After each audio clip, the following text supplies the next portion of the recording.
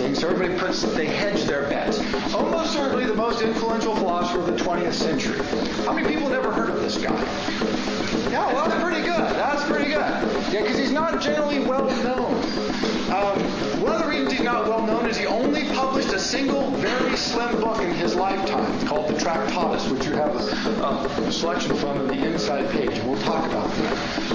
And from someone who has to do a lecture like this, you would love a philosopher who's only published about 80 pieces of material in his lifetime. That's great. He's the greatest philosopher ever. No, he wrote a lot, but he only published very little because of his exacting standards. Fascinating life, fascinating man. Throughout the lecture, please keep in mind his early life because it's truly unique early life. He was born into the Wittgenstein family, which is to say, think of the Gates. It would be like being the son of Bill Gates. Probably the largest private fortune in Europe. If not the largest, as large as anybody else's, but probably the single largest private fortune in Europe, larger than the Rothschilds, larger than most of the noble families, although a few of the noble families sort of beat them out. This is a time when Vienna is the capital of the Habsburg Empire. It is a world that is lost to us because it was destroyed in World War I and then destroyed even further in World War II. The Austro-Hungarian Empire, as it's also called. His world, he was born in 1889, by the way, his world was dying as he was growing up. Everything that he believed in, that he was raised with, that he saw, died.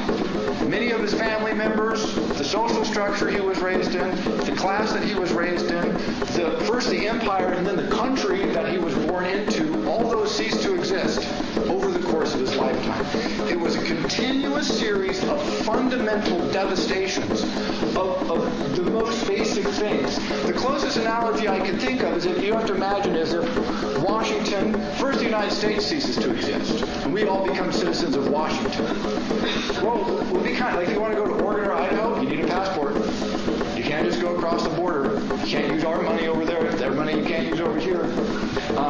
Can't visit your family and friends in California or Florida or New York or wherever because they won't let you cross. That's like 27 borders away now. That's all gone. And then as if Washington was eliminated. Right? Later in your life, Washington's gone. So he's born into this amazing family, into this very wealthy business class family.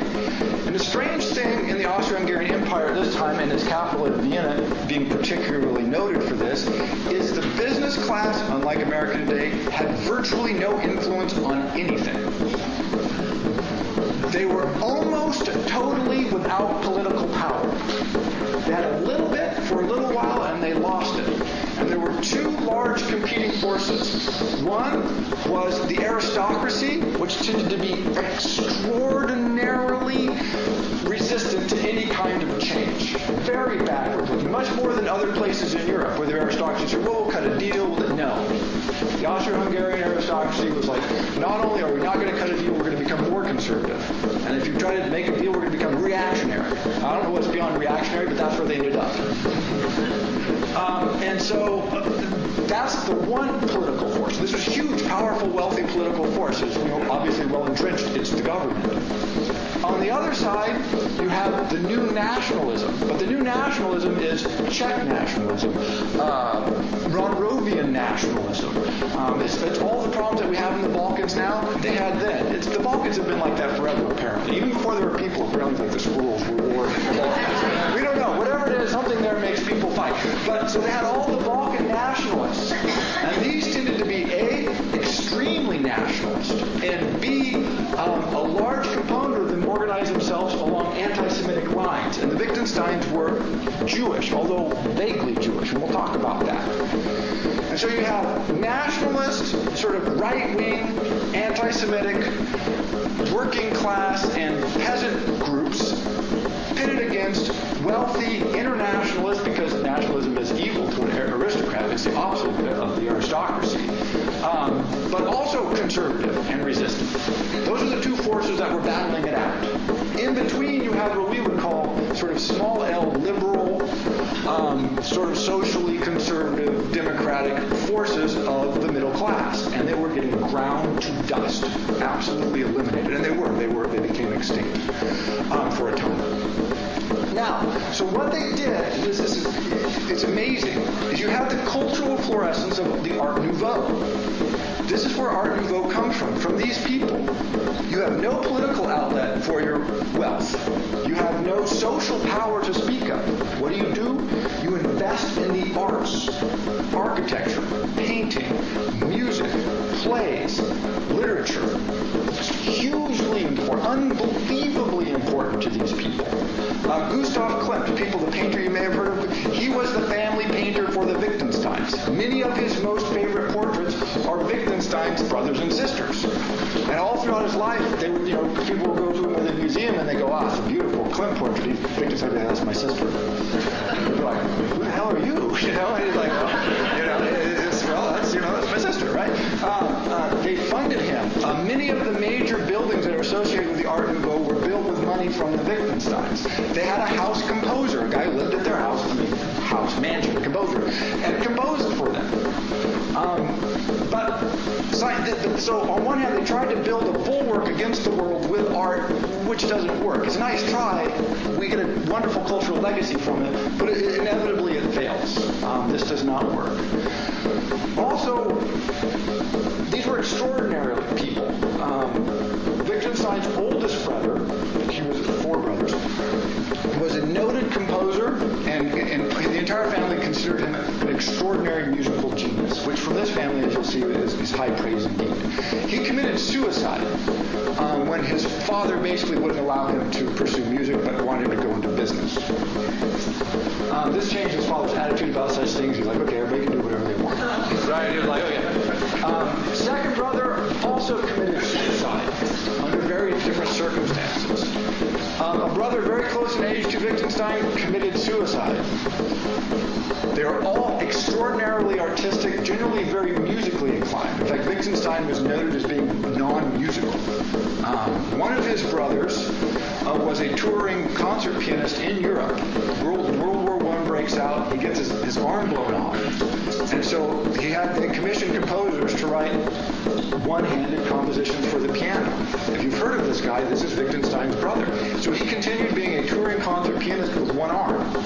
And everybody in the family said, he's no good. Your sister plays much better than you do, and your older brother who committed suicide, you guys aren't even close. Right? So, the standards in this family were extraordinarily high.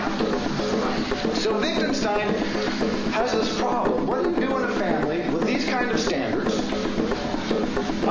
when, A, you're not terribly musically inclined, and B, it's not clear you have any gifts at all? And so he was torn. And this fundamental problem faced him his whole life is, first he thought, well, I'll suck up to Dad. I'll go into business. And this is how he ends up at engineering school. And immediately he realizes, I'm not cut out for business. Smart, capable, very good with his hands. Could build virtually anything with his hands. And so he struggles around and he says, all right, well, I'll go to England. And I'll go to Manchester and I'll study engineering there. By the way, he designed an early prototype of a jet engine in the 1920s, just in his spare time. One of the earliest prototypes that was known to exist of a jet engine. And it actually was built later as a different kind of engine. But he lost his interest in engineering. And he started studying math, closely related to engineering. Now he becomes very interested. And because he was studying math, he became interested in mathematical logic. First, Gottlieb Frege's work on mathematical logic, and then, as we discussed last time, Bertrand Russell's work on mathematical logic. Now, Wittgenstein was nothing if not driven. And when he decided he wanted to study something, by God, he studied it. And so he studied and studied and studied, and he went over and visited Gottlieb Frege and said, look, I want to work with you. And Frege went, you're a little too intense for me. Why don't you go see Bertrand Russell? There's this great moment of, you're scary, go see Russell. And so we have these letters and notes from Russell's diary where he says, this crazy German, actually Austrian, but this crazy German has been in here yelling at me in German. Who is this guy? Where did he come from? Why is it? He keeps coming back and coming back. And eventually, Russell realizes that Wittgenstein knows more about the mathematical psychological work that Russell's been doing than anybody he knows, with the exception of Alfred North Whitehead. Wittgenstein had studied line by line the entire mathematical logic of the two huge volumes that Russell had written. He knew them, more or less memorized them. And he said, I want to work with you. And Russell finally goes, the disciple I've been waiting for. Here's the man I want. Let's bring him on board. And so they arranged for some sort of fellowship at Cambridge for him, which only later, because they thought he was in very straitened circumstances. They thought he didn't have any money. And so they said, well, we'll pull some strings and we'll get you a scholarship. And Wittgenstein's like, great. Right? And there's a great letter actually surviving from he goes home for Christmas, and like the guy who lived across the hall from him, he says, well, you want to go to Vienna with me and stay with my family? And he says, okay. And when he comes back, he's like, Wittgenstein's not poor. You know, this is not a poor guy. The house has like 19 grand pianos and 200 servants, and it's bigger than Cambridge, all right? So they all thought he was this poor, suffering guy from Vienna who didn't have any money. But he begins working very seriously. In fact, I believe the word would be devoutly. Throughout his life, Wittgenstein was really trying to become a saint. And what he was pursuing was truth, as I keep mentioning, with a capital T. And so what he wanted to do was pretty straightforward in a way, but I want to give an example of what this means, and we'll return to this time again. He wanted to know the possibilities and limits of truth, not so that he can publish an academic paper. Obviously, he doesn't care about publishing academic papers, but because he wanted to live a true life. Practice. He keeps returning this practice. I want to be a true person. I want to be an honest person. I want to be a direct person. I want to be a good person. I don't want to deceive myself. I don't want to deceive anybody else. But how do I know when I'm actually being true? And so his interest in the truth sort of ends up overwhelming everybody. Because most of the people he works with are, philosophers and thinkers. They're interested in truth in the sense of, there's truth out there. He's like, no, true. What is true right now, here? And so the problem he tackles sort of essentially is this. And I want you to raise your hand. This is, or not raise your hand, but think of these. Answer these questions. Please be honest to yourself and keep a little score. In the past 6 months, have any of these occurred to you at least once? If more than once, okay. Have you ever not paid close attention to detail or made a careless mistake? Have you ever had trouble paying attention? At any time in the last 6 months? Can you say that one again? Yeah. Do you have trouble following instructions or finishing your work? Do you have trouble occasionally organizing activities? Are you forgetful in your daily activities? Do you avoid things that take a lot of mental work? Do you ever fidget in your seat? Do you have trouble relaxing or enjoying leisure activities once in the last 6 months? Do you often feel as if you are on the go or as if driven by a motor? Have you talked excessively in the last 6 months? Have you interrupted someone or intruded on their argument within the last 6 months? If you've answered yes to any of these, you have ADHD.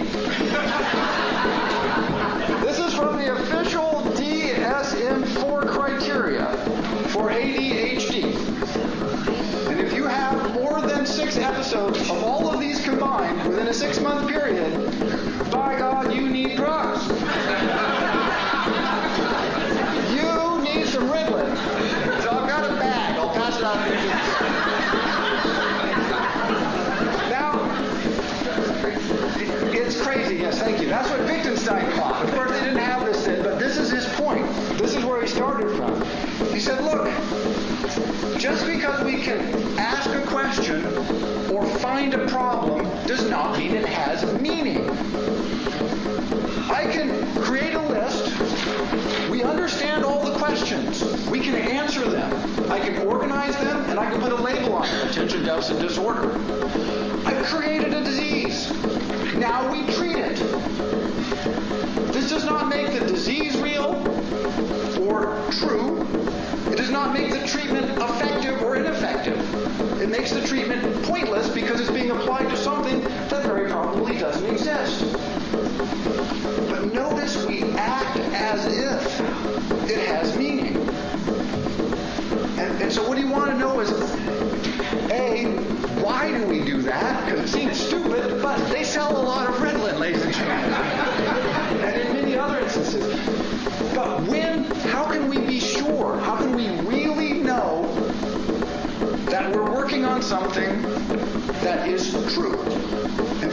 first book he wrote, Tractus Logico-Philosophicus, was an attempt to do precisely this. He said, I want to set the limits on what is knowable. Within the bounds will be the knowable things that we can talk about meaningfully. Outside of it, we must remain silent.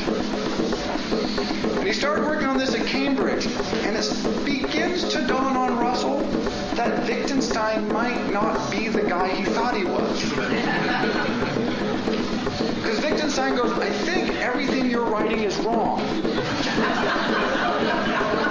And Russell says, well, you might be confused. And Wittgenstein says, but I don't know if I really am a philosopher. He thinks maybe I should kill myself because he's from his family and he's from Vienna, and everybody at that time from Vienna apparently thought they should kill themselves. It was sort of a fact, literally sort of a fact, something you did. But he's serious and depressed, and he moves to a small cabin in Norway. Extraordinarily remote Norway. So remote that even the people who lived out in the remote area thought, why are you going out there? That's really remote. But he went to work. He said, I have to write something to demonstrate that it's worthy. I'm worthy of being a philosopher. That I have something to say on this issue of truth. Something honest. Something that's real. Something that's true. Because if he could argue and make points and publish papers, this was not a problem. He was not interested in that. He said, can I come up with something that's actually true, applicable, and available for people? And he sends this work to Russell, and Russell reads through it, and sort of decides, as do other people, well, this is the smartest math logician in the world. Many of the best math logicians decided this immediately upon seeing his work and talking to him and working with him. But nobody else has seen his work. So you have this strange circumstance where you have this guy writing work, none of which has been published, and sending letters and having conversations, very distant, separate conversations, with the greatest minds in Europe, because Russell and Frege sort of introduce him around, who all become convinced he's a genius. And nobody knows who he is. He knows 10 people. He just happens to know the 10 people who matter. Eventually, the Tractus is his dissertation at Cambridge, because they want to give him a PhD so that he can teach. And the two people who sat on his dissertation, one was a student of his, and the other was Russell, who said, you know more about everything than I do. And so it was this sham which drove him mad. But anyway, so he goes out into the nether reaches of the countryside to work on this. He works and he works and he works, and he finally decides a major breakthrough in the approach to understanding how things are. And he says, look, logic works like this. It's a picture of the world. Words do not mean anything in and of themselves. Their arrangement constructs a picture of how the world is. It's the form of language, not the content, that allows something to be true or false. And so if you look at the interior here, this is 2.2. Oh, all the scribbles are because this is copies from my book, and those are my scribbles. The picture represents a possible state of affairs in a logical space. The picture contains the possibility of the state of affairs which it represents. The picture agrees with reality or not. It is right or wrong, true or false. Two things. We're going to create a picture in language, and that picture is either going to be right or wrong, true or false. That's the only possibility. The picture represents what it represents independent of its truth or falsehood through the form of representation. What the picture represents is its sense. In the agreement or disagreement of its sense with reality, its truth or falsity consists. So you have reality, you have a picture of reality. If you can get them to line up, it's true. If you can't, it's not true. This is called the verification principle of logic, and it launched an entire school. Whole departments study nothing but this theory. One of his first major contributions to philosophy. As soon as he published this book, by the way, he completely recants this. He says, this is dumb. I don't know what I was thinking. But it was hugely influential. Again, major influence on 20th century philosophy.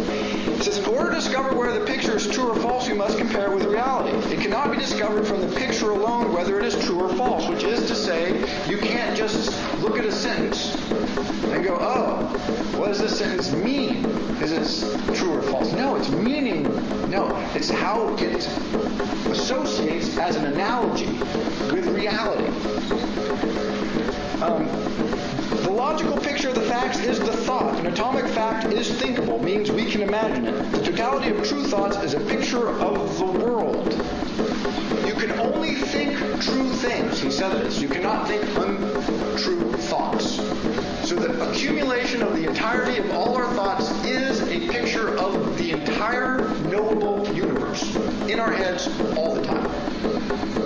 This is just a radical deviation from what anybody had ever argued about meaning. Whether it's true or not is a whole different question, but it's certainly a radical deviation. We cannot think anything unlogical, for otherwise we would have to think unlogically. Which is to say, thinking by its very nature is logical thought. We have no choice in this matter. It's what thinking is. It's what it means to think. If you're not logical, you're not thinking. You might be doing something else, but it's not thinking. It used to be said that God could create everything except what was contrary to the laws of logic. The truth is, we cannot say of an unlogical world how it would look. We wouldn't even know if God created an unlogical world. As you may be gathering from this, Wittgenstein is very hard to read. And that's because he was writing to about 10 logical mathematicians, and about 8 of them had no idea what he's talking about.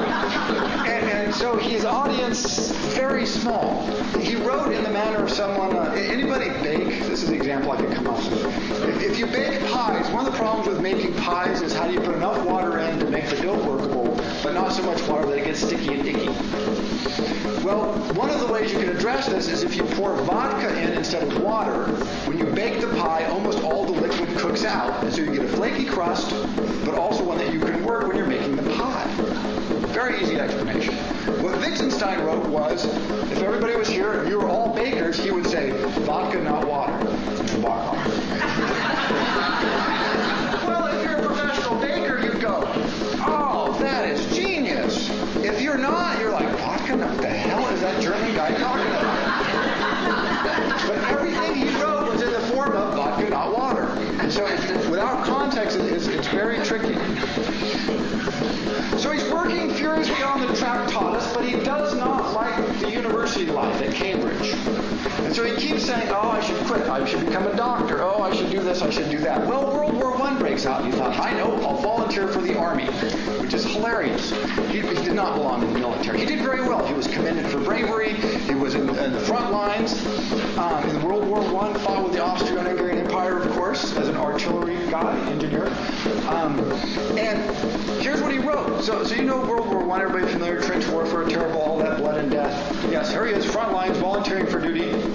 His diary entries and his letters home, you cannot believe the sleeping conditions. You cannot believe how dirty it is. I try to have conversations with these people, they just don't know anything. He never writes about, oh, we got bombed for 27 hours and half our people were killed, which was true. Not that. He's just like, oh man, this is terrible. The shoes are ugly. All right, Wittgenstein. Yeah. And so, one of the things that happens to him in the war is he has this struggle of consciousness, and he tries to become religious. He tries very hard to become religious. Because he realizes that his theory of logic, as propounded in the Tractatus, which is not published yet, which he's been working on. He actually worked on this while he was in the trenches being shelled, which is impressive in some ways, is lacking.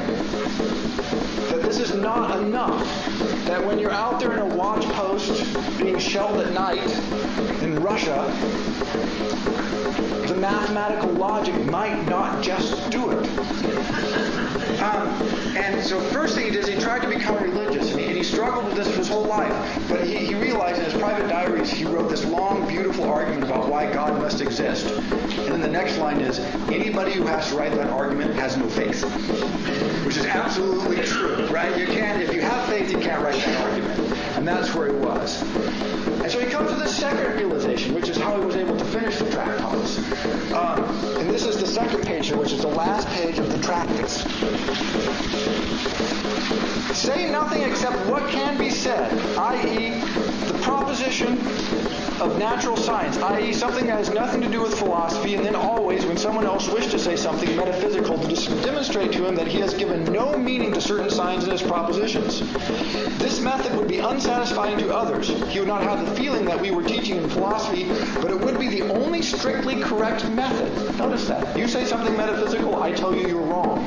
If I don't do that, I'm not being honest with you.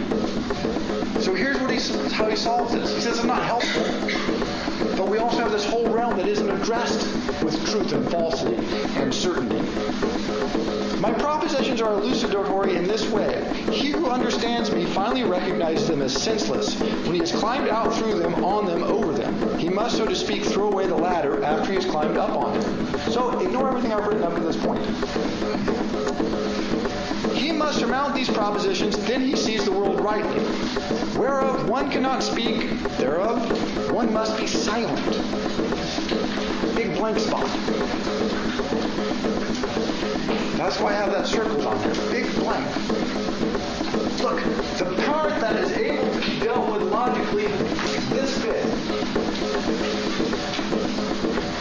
Tiny. Everything else, hugely important, but you can't talk about it in an honest fashion. It's virtually incommunicable, therefore it's dishonest, therefore quiet. By the way, he tried to join a monastery one time, and the monks wisely said, "You're just going to create problems. Go away." So he comes back after the war, he publishes this, becomes his dissertation, which is hilarious. It's published one of the most important books in Western philosophical tradition, and then it's your dissertation. And says, fine, I'm done. I've said everything, not only I have to say, I've said everything that is sayable in philosophy, which is sort of a grand claim. I like someone who makes a bold statement, right? There's nothing more that can be said. And he goes off to teach elementary school in rural Austria, which is not a good job for him. It turns out that he's very strict, as most saints have a history of being. He tended to hit the children in the head, but he developed some very interesting teaching methods that were quite effective. After a while, he starts having doubts about his career as an elementary school teacher. And he starts having doubts about the Tractus. He decides that there is perhaps more to be said in philosophy. So he writes to his friends in Cambridge, who's all they've been in communication with, and they're like, yeah, come on back anytime. We'll give you a professorship. He's like, I don't know if I want to be a professor, but I'll come for a visit. And he starts working on material that is published in what are called the blue and brown notebooks. He has students who are taking notes, and he gives them some typed notes for them to work off of. But he never meant for them to be published. But they are one of the transitional works that we have between the Tractus and his last major work, which is called Philosophical Investigations. And what he's decided is that the Tractus is stupid. And here's why. He says, look, what I was tricked by, more or less, is that causes. I was looking for the foundational truth of things. And those are, as in the natural sciences, those are causally related. What causes water to boil? Heat, temperature, air pressure, whatever, how you want to think about these things. And he said, here's the mistake. If I walk up to you and shove you down, the cause of your fall is me shoving you down. That's not the meaning. The shove is not the meaning of your fall, it's the cause. And you have this realization, he's like, who cares what causes things? We're interested in the meaning of things, which very much may not be related at all to the cause, as in the shove example, which is one of his examples, actually his. And he said, well, this is what happened. This is what science has tricked us into. And so he begins his attack on science. He says, look, causation, always looking to boil things down to a few details. What are the key laws at work that cause things, that structure things, that form things? He says, no, this is wrong. A second example he uses, which I love, is he says, okay, I take you, I put you in an oven, and I cook you at 2,000 degrees for a few hours, and I get a bucket of ashes. I have you. In my my bucket. I've reduced you to the essential parts, the ash part. And he thought that we're missing something if we do that. We lose essential elements of who you are if, for instance, we, kill you. That you cannot dismantle things into component parts. You cannot say behind every statement there's some deeper meaning. You can't say behind an action that somebody takes there's some history back there that if we understood that, then that would make all the actions explicable. If we understood some law of science, we'd understand why all the animals do what they do. He said, no, there is no hidden world out there. There is no level behind or beneath or foundational for everything. What you see in the world is very much what you get. You can't always be looking for the scientific laws and codes and secrets. And so he launches this attack on mathematics, which is now called formalism. It's an entire field of mathematics. And he says, look, math works because it works, not because it means anything or there's anything that justifies it. What justifies math is that it works. If it didn't work, it wouldn't be justified. But there's no truth, capital T, truth there. It's a series of rules that we agree to, and if we all agree to the rules, they work. And if we don't agree to the rules, they don't work. But there's no transcendental truth to it. Just get rid of that. Get rid of that idea. Of course, mathematicians hated this. Like, no, what we work on is absolutely transcendently true. Everywhere at all times it must be. He's like, you can't know that. All you can know is it works here and now. Its meaning is it's working. Looking for something below, again, a more foundational law. Remember, this is what Russell's project was. Here's a logical foundation for all of mathematics. Wittgenstein said, no, there is no logical foundation for mathematics. There is no logical foundation for physics. There is no logical foundation for chemistry. There just is chemistry, physics, mathematics, which are just like art and literature and history. Their existence is their justification. Ooh. Now this is fighting words. And so he began to have a lot of fights with a lot of people. But by and large, this is again become not that popular school, but influential school. Because the question is, what are the sciences founded on? Right? He never questioned that science works. He's like, no, science works. I'm not arguing that. I'm just saying that's what science means, that it works. That it doesn't work means it's not science. There is no, you can't draw any further or greater meaning from that. So then what do? Well, he started saying, let's look at language and language games. And this became sort of where he went. This is two problems. We have a problem with language and we have a problem with psychology. And so his later works become basically a collection of psychological and linguistic questions centered around often issues of aesthetics. So if you look at the back of the little fold there, this is 200. I love this. It is, of course, imaginable that two people belonging to a tribe unacquainted with games would sit at a chessboard and go through the moves of a game of chess, and even with all the appropriate mental accomplishments. And if we were to see it, we would say that they were playing chess. But now imagine a game of chess translated according to certain rules into a series of actions which we do not ordinarily associate with a game, say into yells and stamping of feet. And now suppose these two people to yell and stamp feet instead of playing the form of chess that we are used to, and this in such a way that their procedure is translatable by suitable rules into a game of chess. Should we still be inclined to say that they were playing a game? He has about 200 pages of those questions. Now imagine we encounter a tribe, and they make noises like they're talking, but we can't figure out what it means. Are they talking? And he just goes on and on. But they all center on this question. If I play chess against my computer, is my computer playing chess in the same sense that I'm playing chess?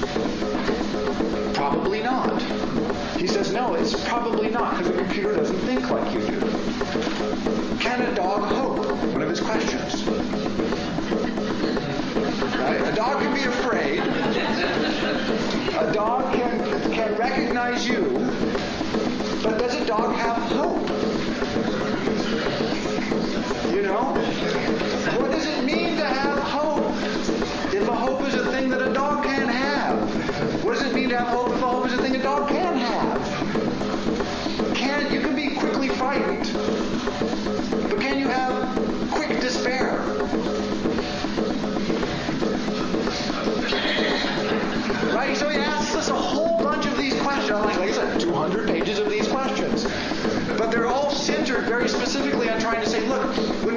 something, what do we actually mean?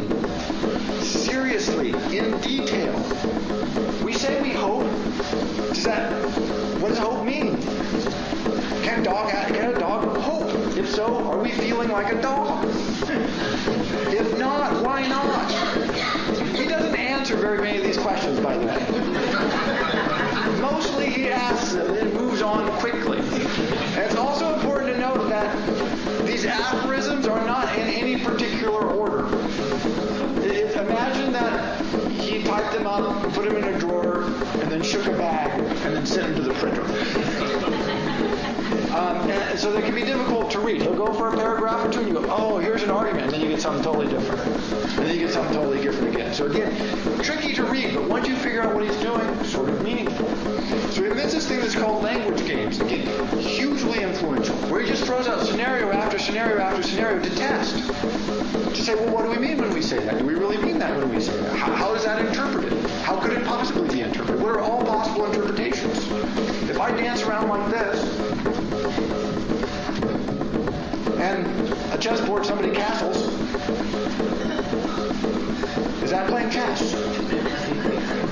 And how long would I have to dance and the chessboards move before we said, oh, he's dancing a chess game?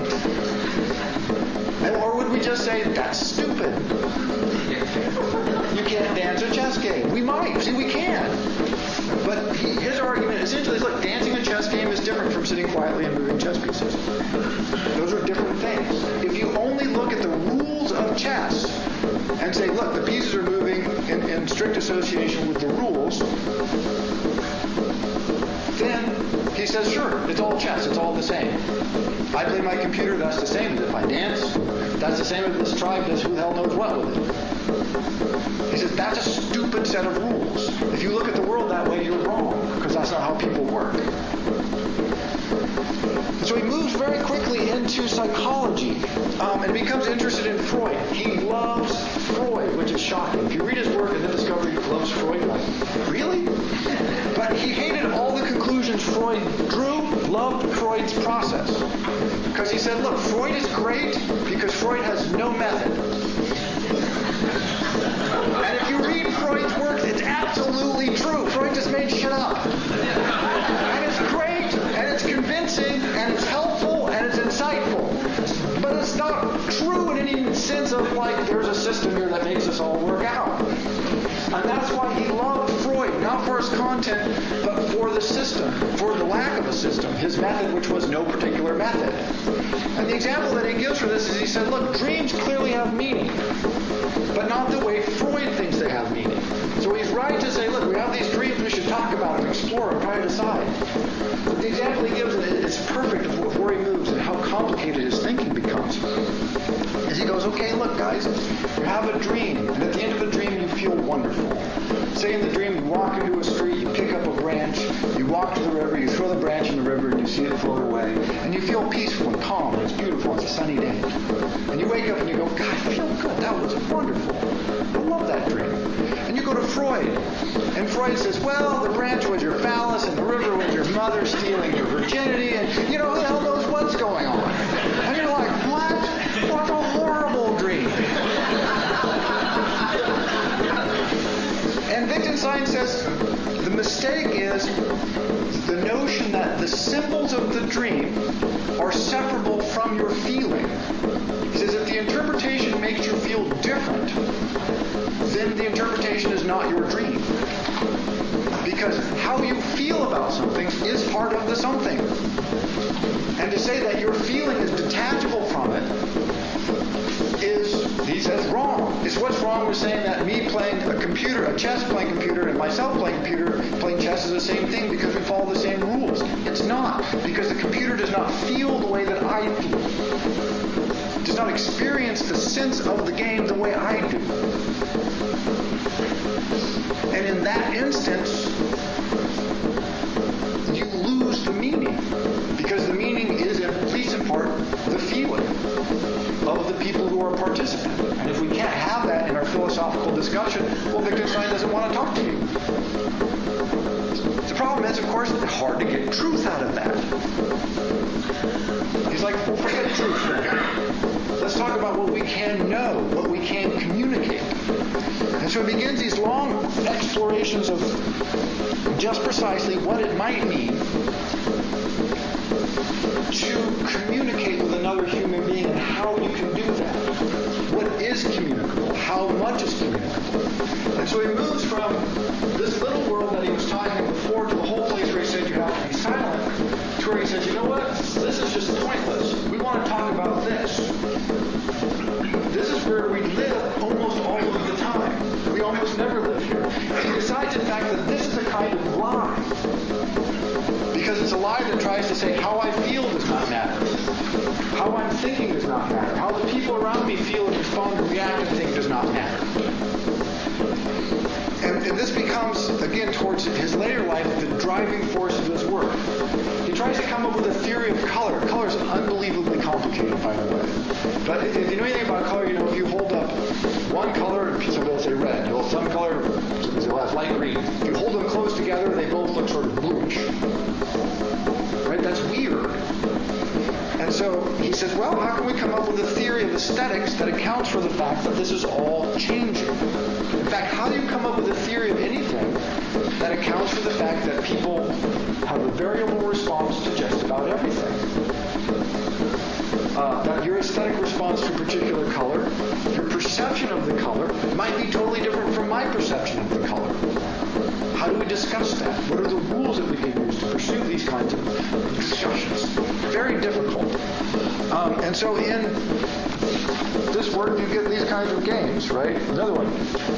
At the end he says, and hence also obeying rules is a practice. And to think one is obeying a rule is not to obey a rule. Hence it is not possible to obey a rule privately. Otherwise thinking one was obeying a rule would be the same thing as obeying it. And notice this is very important. Because he says, look, just because you think something doesn't make it so. Also, by the way, notice you can't have faith under this model. Very important. That model right there precludes any kind of faith. You must act. Why must you act? You must act because it's the only way I have of understanding or of you have of communicating what you believe, what you think, what you are, essentially. Only comes through in process. So he also launches an attack on the notion of freezing things. Saying, okay, stop in time. Let's hold everybody still, and we'll run this test on it. Wittgenstein says your test is already wrong. If you freeze people, you stop all the changes from happening, you control all the variables, what you have is not the world. You have exactly not the world. Because the world is the thing that has all the variables uncontrolled. And that's what we want to talk about. It's not clear he makes a lot of headway on how we do that, unfortunately. But he does try and force people into thinking that way.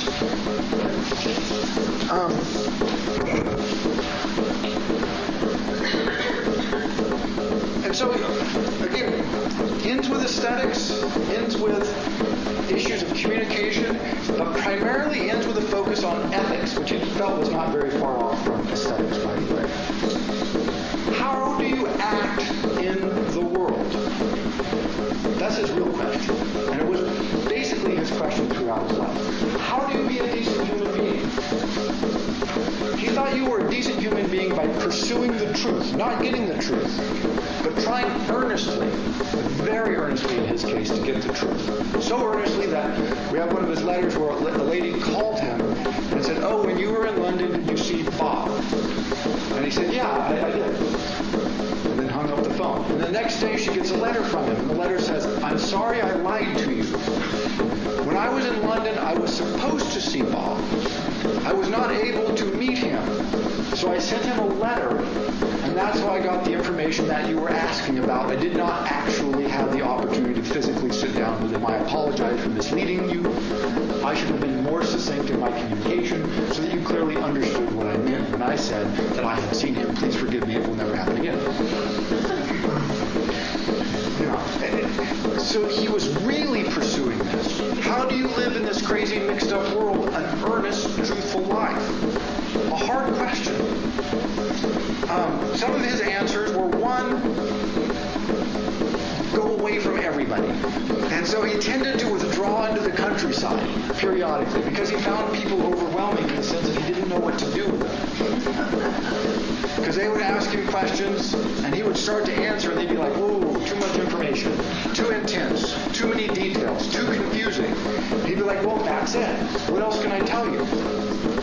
So people became very frustrated with him. They all said, oh, we love Wittgenstein, but good God, I hope he doesn't visit anymore. The other thing he did was service. He volunteered for World War I. He did not have to fight in World War. He didn't. Basically, his entire life, he did not have to do anything. And fought bravely, won commendations, several commendations for bravery during the war. When he inherited one of the largest fortunes in Europe, he gave it all away, every last single penny. He kept absolutely nothing. And he spent a great deal of time with the family lawyers explaining to them that he wanted it drawn up so that he could never get the money. Nobody could give it to him. Just no, nothing, zero. I want none of it because it has nothing to do with me. And so he made himself poor voluntarily because he just thought it was a distraction. It would be a bad thing. It would be basically a dishonest thing. During World War II, he said, great, I'm out of Cambridge. And he volunteered to be a porter in the hospitals. So first he just carried pills around to people, right? And he would say, here's your pills, don't take them. Because I don't think the doctor knows what he's doing. And so eventually they had to pull Wittgenstein aside and say, really it would be better if you didn't tell our patients not to take their medicine. Just deliver it. And then they pretty quickly realized that, hey, this guy's pretty valuable. And they said, we would like to have you do some research with this. Because, of course, World War II is going on, so they're getting lots of terrible wounds. One of the projects they put him on is shock. What do we do about shock? Wittgenstein's solution? Hey, there is no such thing as shock. It doesn't exist. If you look at your description of shock, that's why I use this at the beginning, a description of ADHD. It's so broad that everybody has shock or nobody. It's not a category. And so the British medical system eliminated that whole definition because it was confusing. It was not a helpful category, it was a confusing category. And so they said, do not use the word shock. And so he got them to stop using the word shock. Because the research was pretty clear that it was like this. If everybody has it, nobody has it. If anybody that's admitted could possibly have shock, then that's a completely unhelpful category. It's a meaningless. It seems like it's meaningless, but it really has no meaning. Later they put him onto a process to try and help with blood pressure problems with people who've lost blood or getting plasma and all this. And he designed and invented an entirely new method of monitoring blood pressure, administering blood, and doing all this. They're like, hey, you're a genius. And he's like, well, yeah, Wittgenstein. I knew that all along. And by the way, he never told anybody he's a Cambridge professor either. They just thought he was like another, refugee German guy. And then every once in a while someone would find out, where are you from? Oh, Cambridge. Student? No, professor of philosophy. You're that Wittgenstein. Yeah. Wow. And then they'd find out, your family's really wealthy. He's like, I'm not. And he really did. He never took money from them. He really did his whole life. And so he believed very strongly in service. And he tried to apply himself to that. In all of his personal relations, he struggled with this issue. One, he was at least mostly homosexual. He fell in love with at least one woman very deeply. But most of his love affairs were with men. And some historians, I think incorrectly, have said, well, this is a major issue for him. Well, it was, but not because they were men. It was because of love and sex. He really thought that love should be pure, and that sex was probably a bad part of that. And so for whole periods of his life, he really loved these people, but would never express it. Because he thought that would mess up the relationship. Which is a curious and difficult way to have a relationship. And it tended to isolate him from people, specifically the people he loved. Occasionally he was able to break through that, and much more successfully later in his life when he finally said, you know what, sex and all that, it's okay. When he moved from this purity model, he says, this searching for purity is killing us. Love does not have to be pure in the absolute logical sense. It can be put into practice, physical practice, being physical sexually, but also being in intimate contact of all kinds. And that can be a beautiful, wonderful thing. But it's a big, messy thing.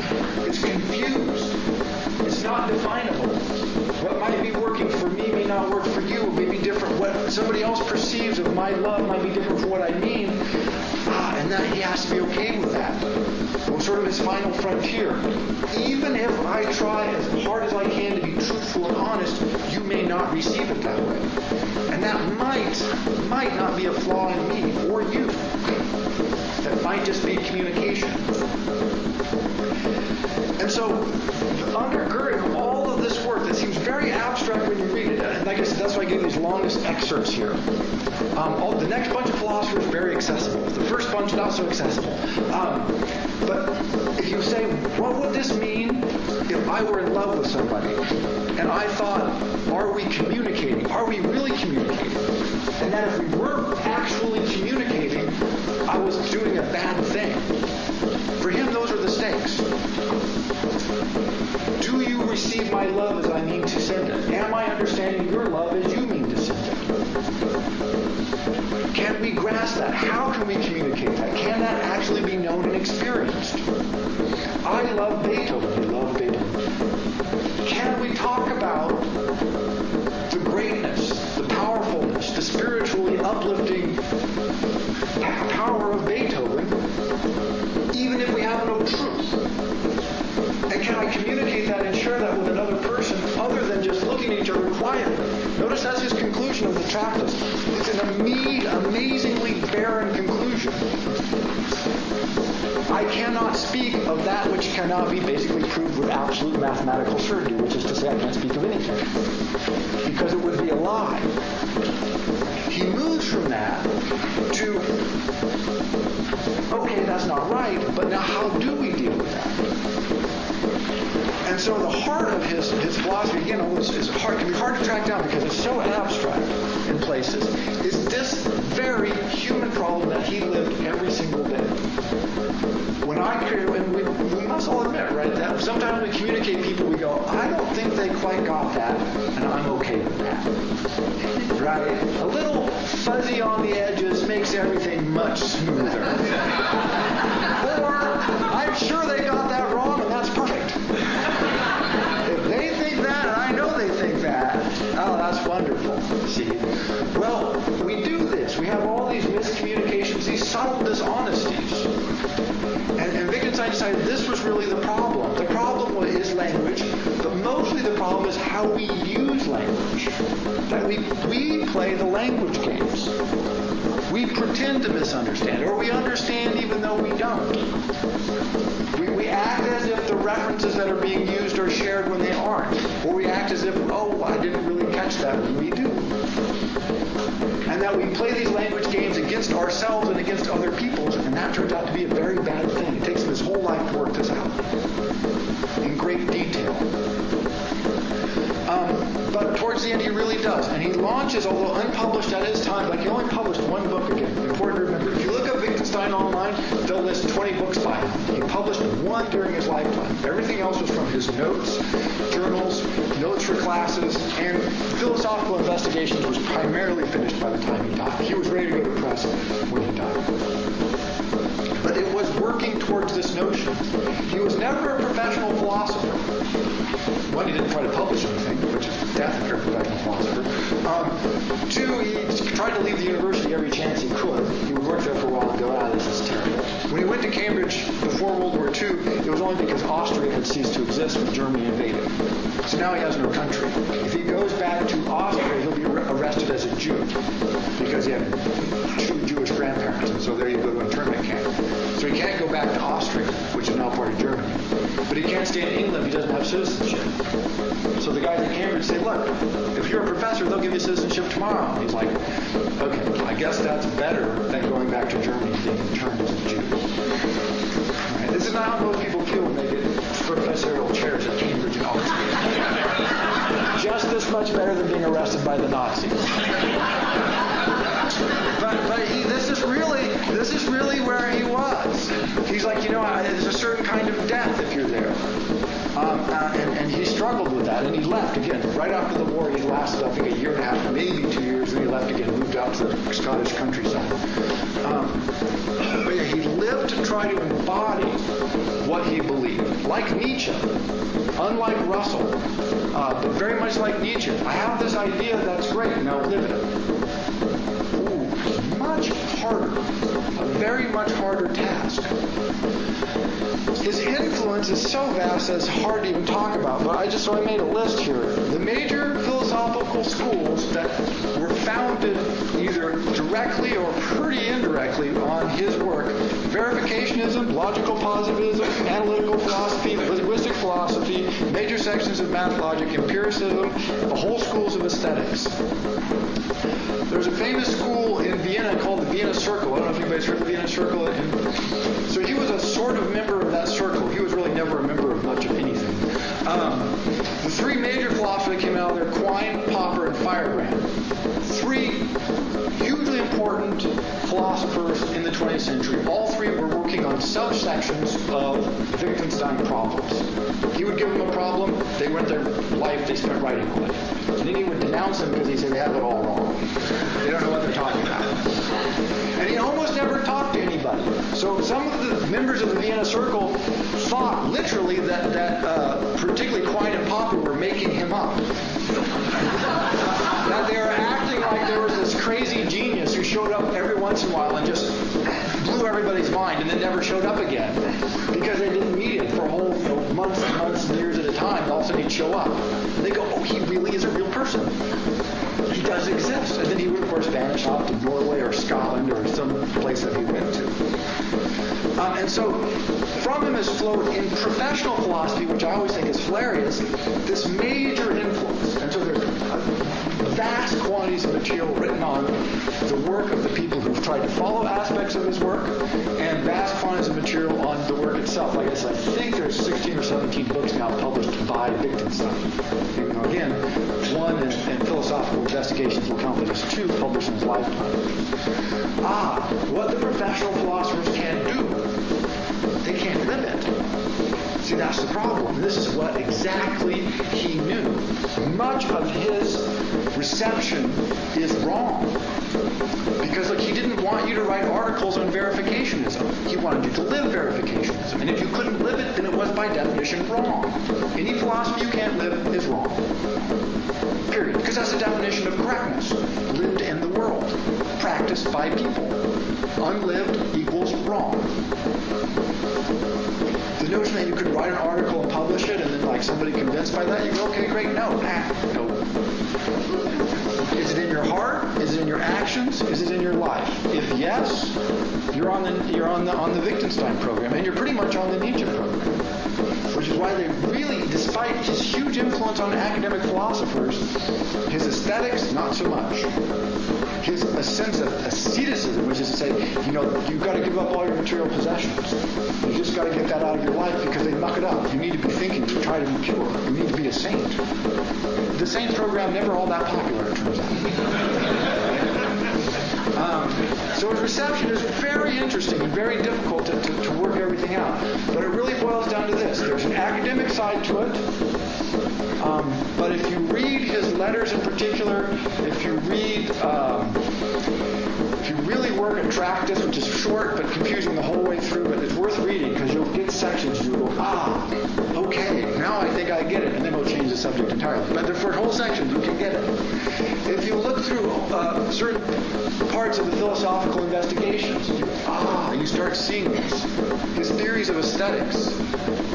How do you feel about something? That's the first question he wants to know. How do you feel about it? Does it move you? If yes, we can talk about it. If no, we probably can't talk about it.